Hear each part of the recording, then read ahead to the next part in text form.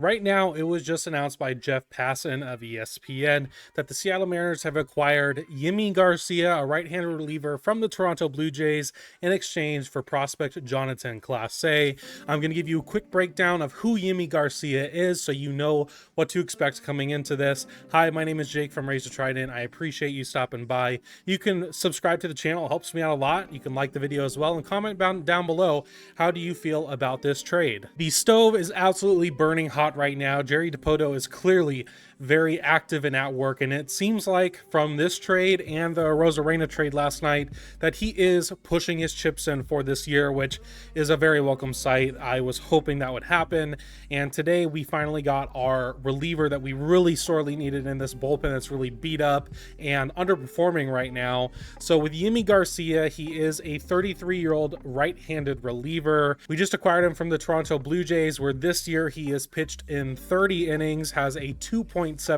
ERA, a .80 whip, and 42 strikeouts in those 30 innings.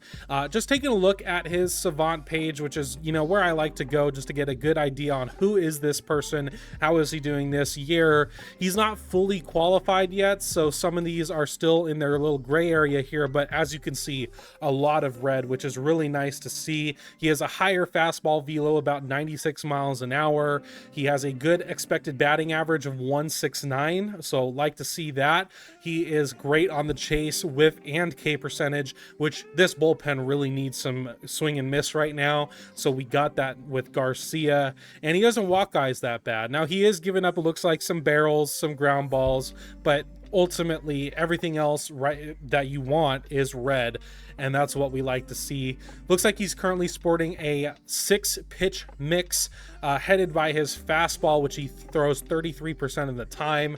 His curveball and sinker are also heavily used, 21 and 20% respectively. He does have a sweeper, changeup, and slider. At this point, it looks like his four-seamer is doing really well this year, has a batting average of only 114 and a whiff percentage of 34%, which is really phenomenal for just a four-seam fastball. His curveball is getting hit around a bit, so I would imagine they may have him pitch that less, especially when it's his second most used pitch, and his arsenal has a 286 batting averaged against and a 500 slug, so they're going to need to do some work on that. But his sweeper and changeup have all been doing really well, even though they've been in limited quantities, so I'd imagine they're going to tick that up more and put the curveball down less. But overall, Yimi Garcia has been really good this year for the Blue Jays, and he is someone that our bullpen desperately needs, not only with the swing and miss, but now with Gregory Santos hurting his knee just the other day, he is probably going to land on the injured list again, so we need another high leverage arm, because right now Ryan Stanek's not doing that.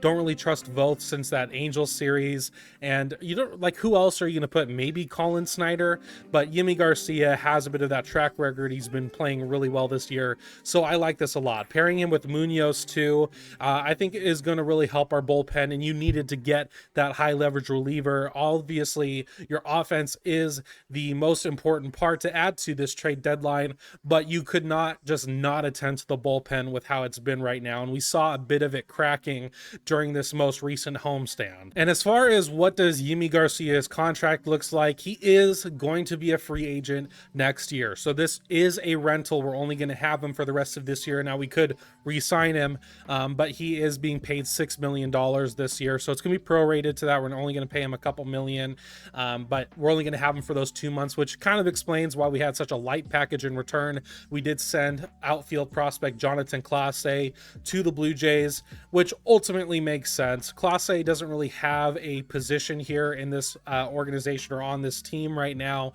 so I'm not totally surprised that he was dealt. And I mean, the Blue Jays get a guy who's really athletic.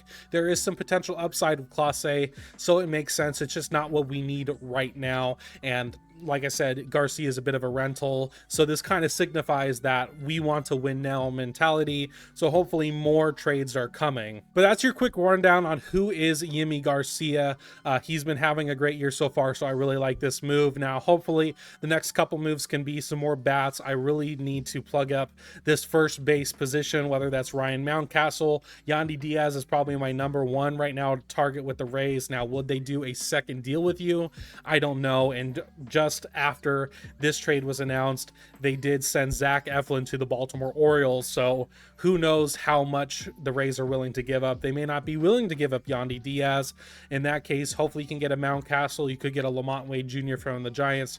Who knows? But ultimately, like this trade, you know, we're not really sending anyone away that is, you know, I'm going to lose sleep over losing, and it helps your bullpen, which is really in dire need of that high leverage arm. So let me know what you think about this trade down below. I would love to see your comments. Like, again, this video, it helps me out a lot, and subscribe. I'm trying to hit 500 by the middle of August, so help me get there. I do appreciate you stopping by, and I will see you in the next one.